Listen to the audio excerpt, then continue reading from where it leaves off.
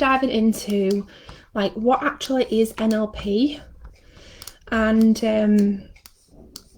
talking a bit about that, because one thing that I thought about, hi Leanne, hi Savina, one thing that I've been thinking about this last couple of weeks is we talk a lot about neuro-linguistic programming and how we can use NLP for so many different things in our relationships, in our communication, in self-love, in the way that we perceive ourselves, in the way that we understand our personalities, and the way that we communicate with the world. But one thing that I don't tend to talk about in too much detail is actually what is neuro-linguistic programming and where has it come from and why should you be bothered?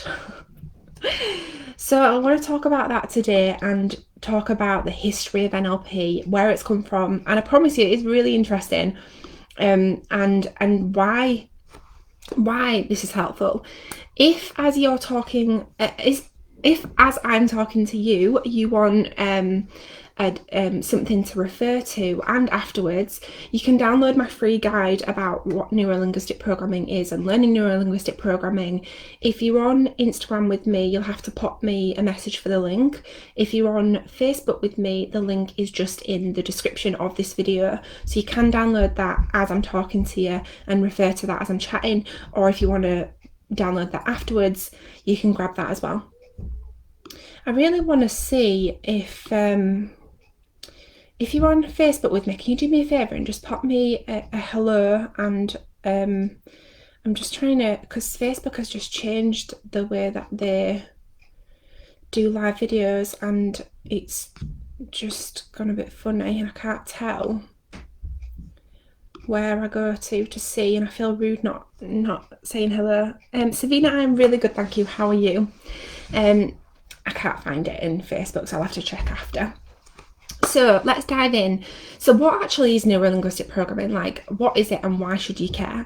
So neuro-linguistic programming, and I train neuro-linguistic programming, hypnotherapy, positive psychology, breakthrough coaching, law of attraction, timeline therapy, and a few other coaching modalities as well. Neuro-linguistic programming is probably, and we've got a cat joining us, I don't know if you can see her. Hello. This is Rosie. Are you getting down? Are you staying there? Staying there. I don't know if you can see her if you're on Instagram. Hello. At least it's a cat today, not a child. Usually it's a child that comes running in. So neuro-linguistic programming is one of the main things that I train, because NLP really helps us. Oh, she's seen herself on the camera.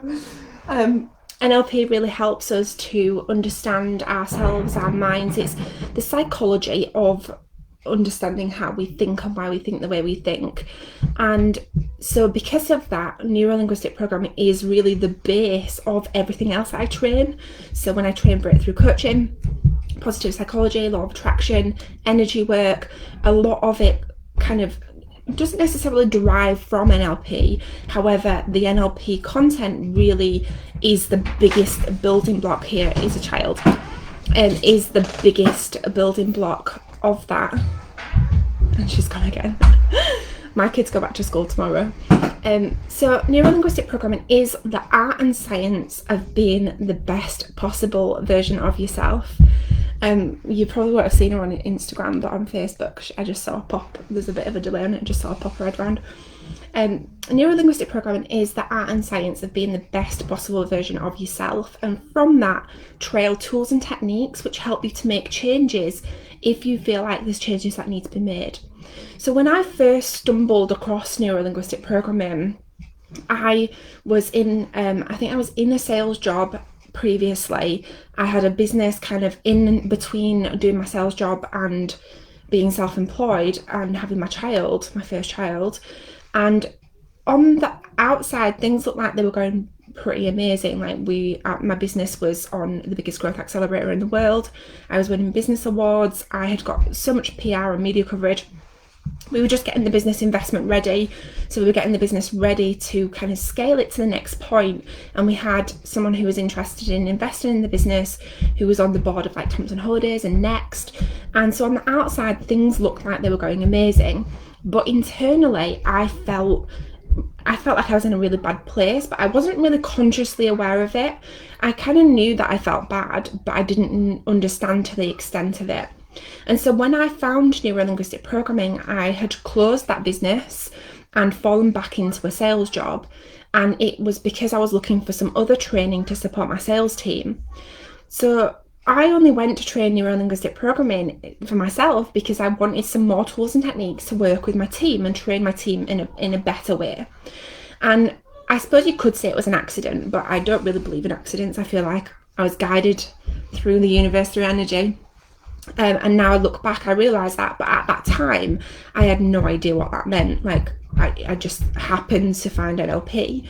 And when I trained in neuro-linguistic programming and I began to understand why I was thinking the way I was thinking, why I was behaving the way I was behaving, why I was doing the things I was doing in life and how I was showing up for myself, and I understood the kind of the science and the art of our minds and the psychology of our minds and the psychology of our behavior and how we communicate with ourselves internally and then how we communicate that to the outside world, I realized quite a lot of things. Actually, I realized, firstly, I can see a couple of comments have come up. Hi Ruth, hi Christine.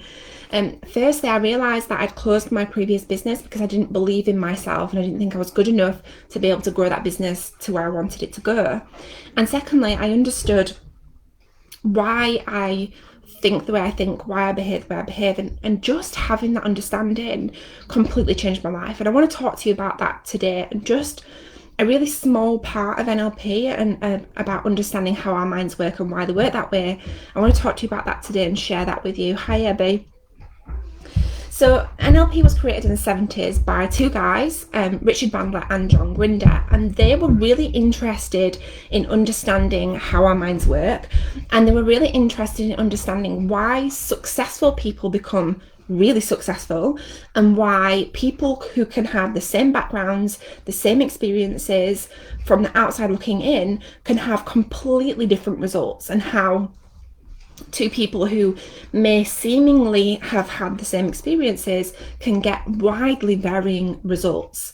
The difference between people who were really successful and people who weren't successful at all, even though on the outside looking in, they may have had the same education, the same upbringing, the same possibilities, the same opportunities. They were really interested in understanding why does that happen.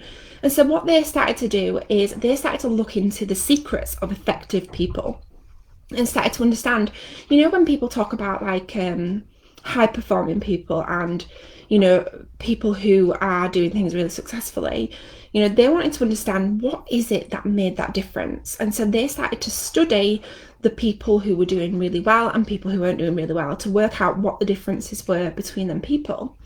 Now, what they then started to do is look at communication, and they started to look and research into why some people were communicating and really good at communicating with people and good at building rapport and building relationships and building successful outcomes, and why other people weren't so successful at building rapport and building communication and communicating with themselves, with the outside world, and with other people.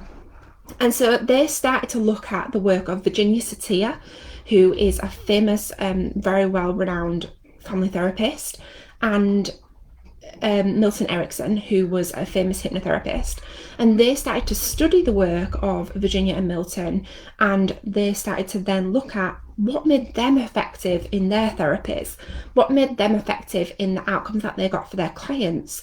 And from that, they created the body of work, neuro-linguistic programming. Now, since Richard and John created the body of work of NLP, there have been other people who have contributed towards it, like Tony Robbins, also Tad James, and various other people who have added to the tools and techniques of neuro-linguistic programming. What I want to talk to you about today is what neuro-linguistic programming means, and then how our minds work and how we communicate with the world around us. So Richard and John broke it down like this. They said, neuro is the nervous system, the mind, and this is how we process our experience through our senses. So our five senses are visual, what we can see, auditory, what we can hear, kinesthetic, what we can feel and touch, olfactory, what we can smell, and gustatory, what we can taste. Linguistic is the language and other non-verbal communication styles that we use through our neural representations, and these are coded and ordered and given meaning internally. So in our minds, we create and code all of our experiences in a certain way. And this includes pictures, sounds, feelings, tastes, smells, and words, which is like self-talk. We've then got programming. So programming is the ability to discover and utilize the programs that we run. So it's our communication to ourselves and others and the world around us, right? In our neurological systems to achieve our specific and desired outcomes. So basically, what this means is NLP is how we use language, the language of the mind, to consistently achieve our specific and desired outcomes. So if we want to achieve something, or if we're working towards something, it helps us to understand our behaviors and why we're behaving in certain ways to get certain outcomes.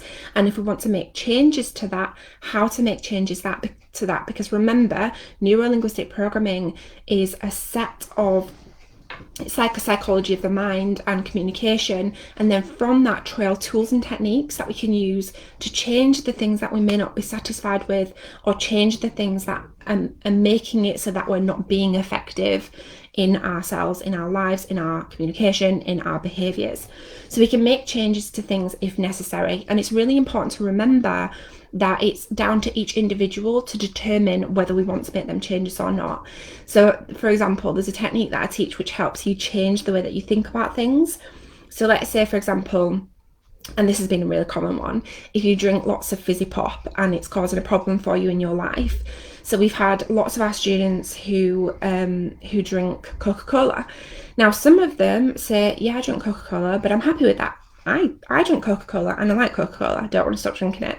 But for other people, it may be causing a problem. And so that might be something that they want to change. They want to change the way that they code and represent Coca-Cola in their minds. And that's a very simple example that I've just given you. We can literally use it for anything. So NLP really helps us to understand the way that we create our version of reality. It's like our building blocks of the world that we create around us and how we perceive that. Because you might think, and I know I used to think, like, well, the world is the world, and everyone sees the world the same because the world is the world. But that's just not true, because everybody has a different internal world that they project out, which leads to their behaviors and outcomes in life. So everybody has a different model of the world based on so many different things. I'm going to talk about that as well in a moment. And let me know if this is helpful. Like, if you find it interesting, if it's helpful, if you're making some notes, let me know. As I said at the beginning, if you're on Instagram with me, if you want to pop me a message, I've got an NLP guide that I can give you a download for as well. And if you're on Facebook with me, the link to download the guide should be in the description. So NLP is literally the art of changing our perspective and communicating more effectively with yourself, firstly, and the world around us. Abby said, thanks, brilliant. Katie says, yes, very helpful, brilliant, good. And what you can use NLP for is, I mean, there's so many different things that you can use it for. And some of the common things that we work on within our NLP practitioner students in our training is things like releasing limiting beliefs, working on money mindset, and working on sales. So if you're a coach and you want to get sales in your business, stopping bad habits such as checking social media too often, or feeling as though you can't take time off and take a break from work because you feel like you need to work all the time. So on one hand, you want to take time off with your kids or just for self-care, but on the other hand, you feel like you need to work all the time in order to become successful. So we work on lots of things like this, which I always think sounds so simple, but these completely change the quality of our lives and the way that we communicate with ourselves and the world around us, and the way that we perceive them building blocks of our reality. Cheetah says very useful, brilliant. So what I want to talk to you about is what's called the NLP model of communication. So the NLP model of communication is how we understand how the mind works, how we process the world around us, and then how we project what we perceive internally out into the world, which leads to our behaviors, which leads to our outcomes in life. Hi, Abby. So let's start with talking about what happens around us first. So we all have external events that happen around us all of the time. And when I say external events, I mean like everything around us. Like me sat here in front of you, I can see my phone, I can see my computer, I can see my lights, I can see my cup of coffee. All of these are external events. I don't necessarily mean like my birthday party or anything like that. I just mean everything that's around us all of the time. Now it's estimated, and remember, NLP was created in the 70s. It was estimated then that there are around 11 million bits per second of information that can potentially be in our awareness. Now, I would argue that that is quite a bit more now, because we've come on so much in technology and advancements with our phones. There's probably 11 million bits of information just in this thing that could potentially be in our awareness. We just know that it's a lot, right? It is a lot. And so what we do is we filter this information firstly through our senses. So visually, what we can see; auditory, what we can hear; kinesthetic, what we can feel and touch; olfactory and gustatory, what we can taste and smell. And we filter this in, and then we delete, distort and generalize this information, because we couldn't possibly pay attention to all of these 11 million bits per second of information, right? So we delete, distort and generalize based on our model of the world. Now, our model of the world is different for everybody. And, you know, as I said earlier, I used to think like, well, the world is the world. Everybody sees the world the same, but that's just not true. Our model of the world is created based on so many different factors, including time, space, matter, energy. So everything around us, everything within the universe is created from energy. Everything around us is particles that's made up of energy. So it's our model of the world is created from energy, time, space, matter, language, the language that we use, the meaning that we give to language, our memories, so the memories that we have of ourselves, the memories that we have of other people, decisions that we've made and decisions that we've seen other people make, our meta programs, which are our personality types, so whether we're introvert or extrovert, and various other different factors of our personalities, our values and our beliefs. So the things that are deeply subconsciously important to us, which are our values, the way we perceive whether things are good or bad, right or wrong, and how we kind of use, whether we're consciously aware of it or not, how we use our values is as like a compass to understand what direction we may want to go in life, or what things we want to do that are going to light us up or fulfill us. And if we go against them values, that can also leave us feeling unsatisfied and unhappy in life because our values are not being met. Our beliefs, so the things that we believe, whether they're positive or negative, things like I'm not good enough to do that, could be a limiting belief, right? It doesn't necessarily mean that it's positive or negative, or it could be neutral. And our attitudes, so whether we are kind of the glass half full or half empty, how optimistic we are. So all of this stuff builds up our model of the world, and we then create an internal representation in our minds of this external event, okay? When we've got that internal representation, that is then linked to the way that we feel, which is linked to the way that we move, which is linked to the way that we feel, which is linked to the internal representation. Our internal representation is like our perception, the way that we perceive information, our paradigm, right? So it's all internal based on all of those factors. And what we then do, and think about it, like, if anybody has ever heard people say, like, if you're ever feeling like down, or if you're ever feeling like you need some more energy, just get up and move around. Or if you ever feel like you need to feel more confident, move your shoulders back and put your chin up. Like, immediately your physiology has made you feel better, which has created a new internal representation in your mind, which has made you feel better, which has changed the way that you move. What we then do is we project this behavior, we project this perception out into the world, which then leads to our behavior, which leads to our results in life. So let's say, for example, I wake up in the morning and I feel like, let's say I wake up in the morning and I feel like crap, right? I won't swear. I feel like crap, and I say to myself, and I might not consciously be aware of what I'm saying to myself, but I say to myself, I feel crap. And Cheetah says, very true. And then, well, what happens is already my shoulders are slumped. I feel a bit like I'm deflated. I feel a bit like contracted. And my voice seems to be a bit more lower. If I woke up in the morning and I said to myself, I feel good today, right? Already, just as I said it, my shoulders automatically went back, my voice changed, the way that I feel has changed. I've stretched myself out, my chin's slightly moved up a little bit. And it might only be a subtle change, but the whole way that, if you think about your state and your physiology, when we project that then out into the world, which leads to our behaviours, well, our whole life is going to be different if we have them different stories, them different perceptions on play. Like previously, I used to wake up in the morning and that's what I used to do. I'd look in the mirror and be like, oh, you look rough, Rebecca. And then I'd feel bad, and then I'd move bad, and then I'd project that out into the world and I'd get a bad result. My behaviour would be crap.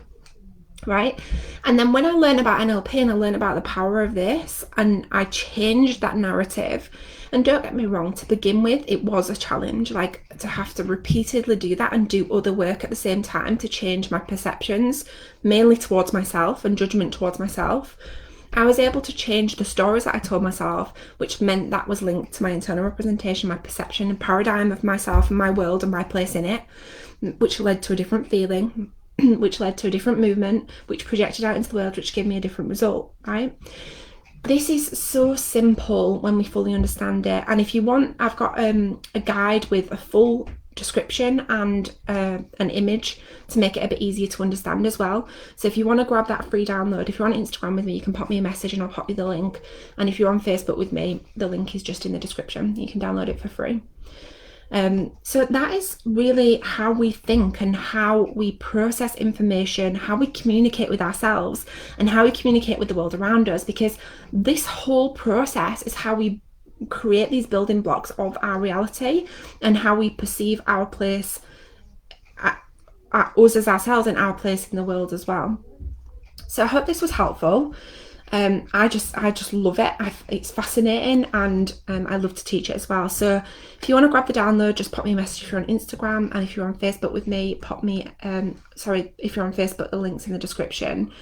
If you find this helpful, do let me know, and I'll talk more about what NLP is, how we can use it, and I'll be live again with you next Monday at 1:30. So if you've got any questions or you want me to elaborate on anything any further, or there's any topics that you want to request, just pop me a comment and let me know if there's anything specifically that you want to know. Ebby says, yes, your thoughts affect your physiology. Definitely. If there's anything specific that you want to know or any questions that you want me to answer, do let me know.